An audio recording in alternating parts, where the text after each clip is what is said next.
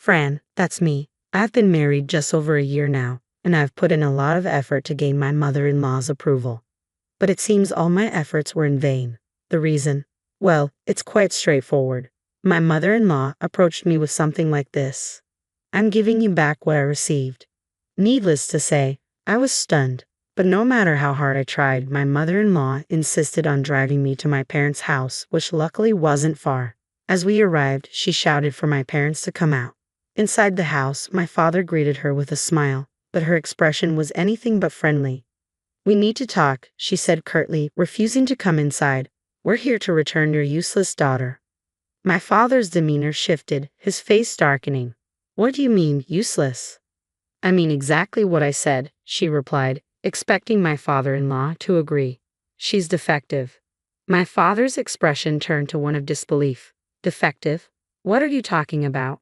"She can't do anything around the house, and she doesn't make much money," my mother-in-law continued, oblivious to my father's growing anger.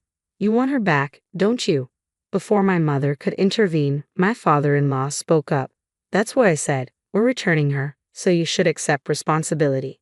My mother, finally noticing the commotion, came out of the house. But my mother-in-law didn't even acknowledge her. "I see," my father said, exchanging a glance with my mother. "Well then, there's nothing we can do. We'll take responsibility and close the deal." Close the deal? My mother-in-law was taken aback. "Wait, what deal are you talking about?" "You're asking us to take responsibility," my father-in-law said, a hint of annoyance in his voice. "It's a done deal." I couldn't help but laugh when I saw my father like that. I thought to myself, he was furious, but there was no stopping him when he got like this. My father was always serious about his promises, especially when it came to me. Perhaps it was because of my childhood. I was always frail as a child. Whenever I fell ill, which was often, my father would drop everything to take care of me. My mother would stay by my side, and my father would put his work on hold. Maybe that's why he adored me so much.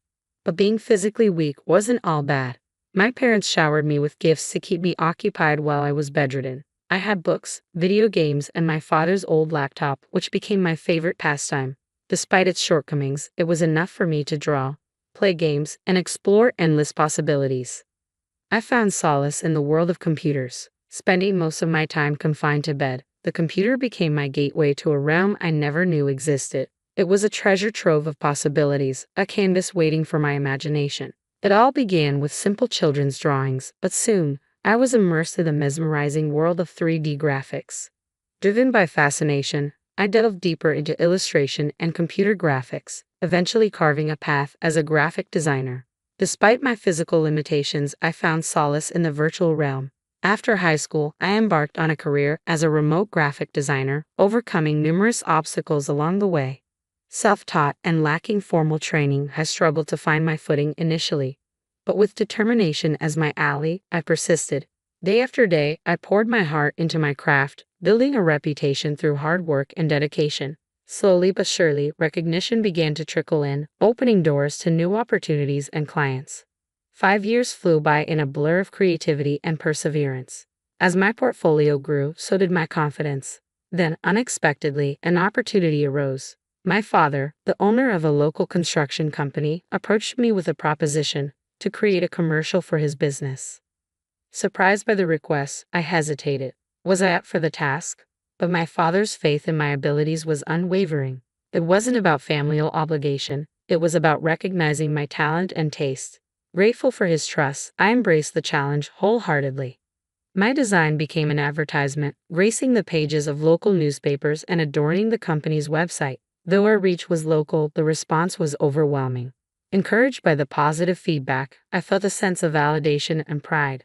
As my work transformed into posters lining the streets and bulletin boards, I realized something profound. I could stand on my own 2 feet, both in the virtual world and the real one.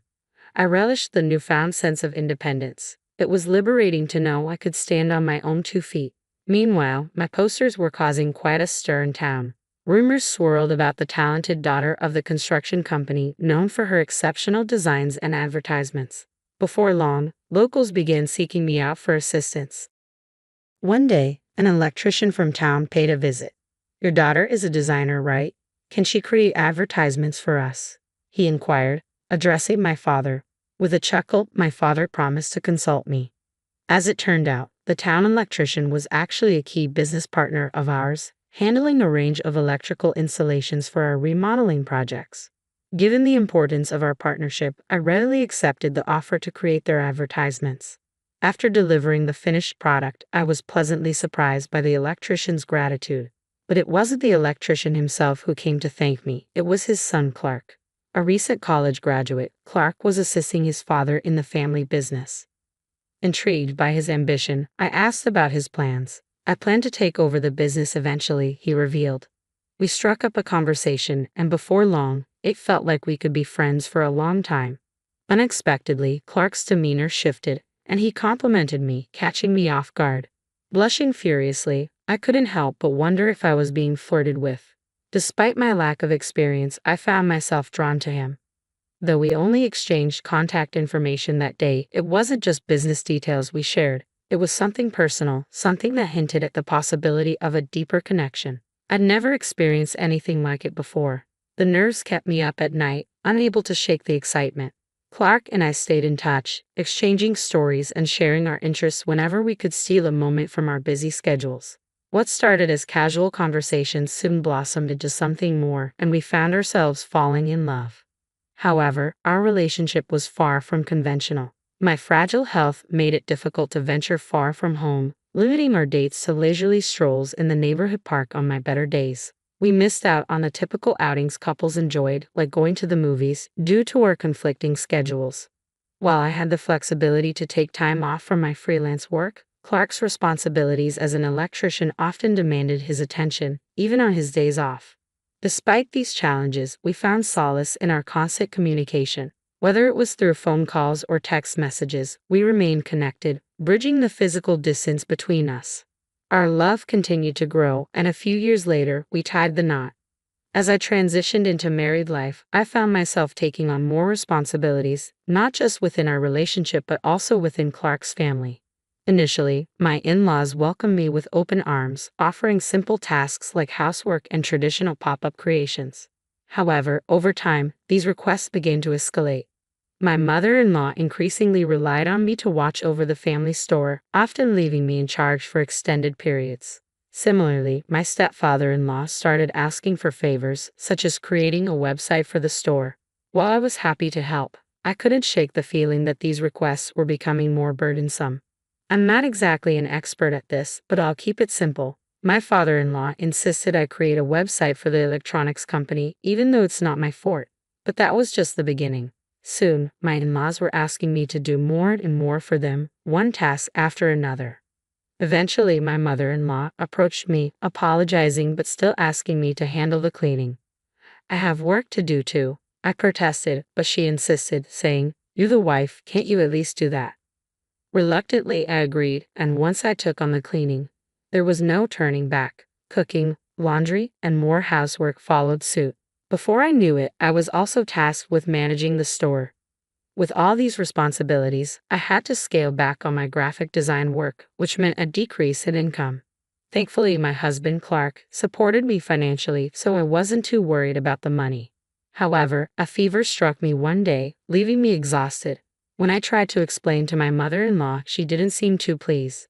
"I can't believe you get a fever over something like that," she remarked before leaving the room abruptly. I felt a pang of guilt, wondering if I had offended her. But the truth was, my body often had a mind of its own, and there wasn't much I could do about it. As I lay in bed, Clark came in, concerned. "Are you okay?" he asked gently.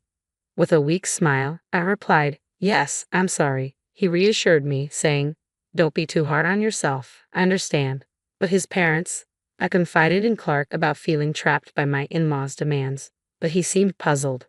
"Why not just say no?" he suggested. His words struck me as naive.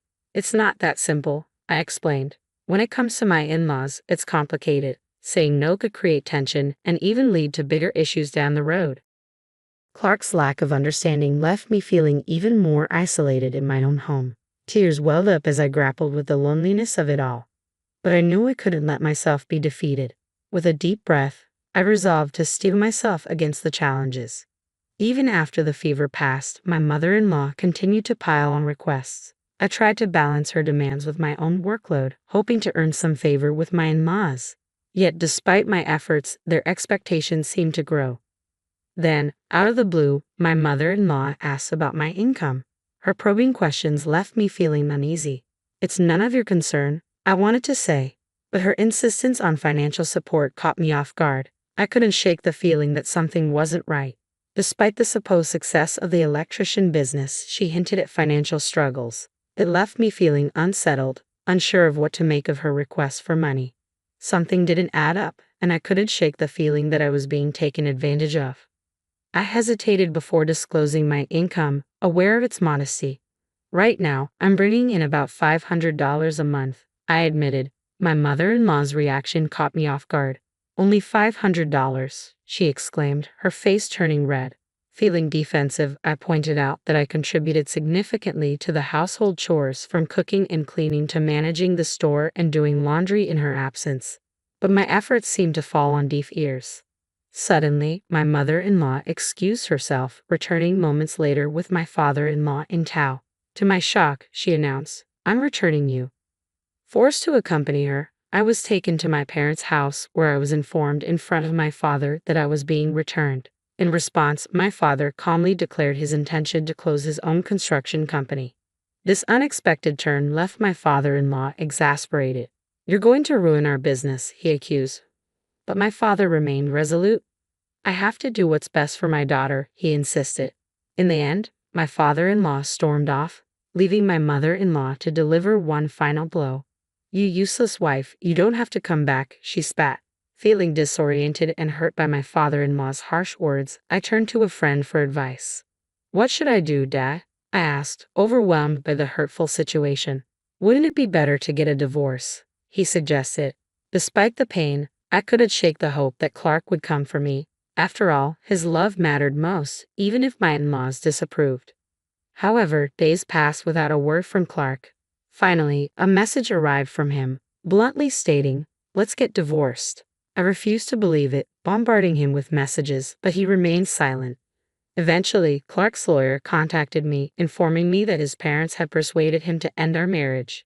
Devastated, I reluctantly agreed to the divorce, accepting the alimony and terms offered by Clark. Thus, my brief marriage came to an end. Meanwhile, my father's construction company shuttered its doors, but my brother stepped in to carry on the business independently, severing ties with Clark's family. The fallout from my divorce spread throughout the town, tarnishing Clark's family's reputation. As rumors swirled, they faced increasing avoidance and dwindling business. However, the situation took a surprising turn when my brother's construction company faced sabotage. Repeated incidents of vandalism, including broken air conditioning units, left us baffled. Despite reporting the incidents to the police, the sabotage persisted. Desperate for help, my brother reluctantly turned to Clark's family for assistance. To our astonishment, they not only agreed to help but also suggested charging a premium for their services due to the growing demand. Outraged by their exploitation of the situation, my father condemned their actions, declaring that profiting from others' misfortune was unacceptable. I seethed with anger, though the situation had nothing to do with me.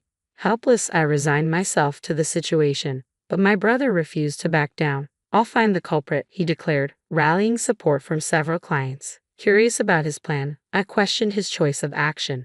He explained that he would lend them intercoms for free. "Intercoms nowadays have video recording and sensor functions," he reasoned. Skeptical, I doubted it would be that simple. Yet, within 3 days, the culprits were apprehended. To my shock, it was Clark's parents who were caught red-handed. They confessed to sabotaging the air conditioners in a bid to create work for themselves after losing clients. The term mutual collapse echoed in my mind. If my father quit the construction business, Clark's family would suffer too. The arrest triggered the downfall of Clark's family's electronics shop. Clark himself found work at a demolition site to pay for the damages. Though I sympathized, I chose not to involve myself further. Content with my life as a graphic designer and store manager at my brother's construction company, I relished the absence of nagging in-laws. Yet a new problem arose, my retired father's constant concern. Always asking if I was tired or okay, he hovered around me incessantly. Fed up, I joked that he should get a job too. Surprisingly, he took it to heart, returning to work at my brother's company. In that moment, I realized my father's love for me, and I couldn't help but reciprocate. With him back at work, it felt like we were finally on equal footing, and in that newfound balance, our bond grew stronger than ever.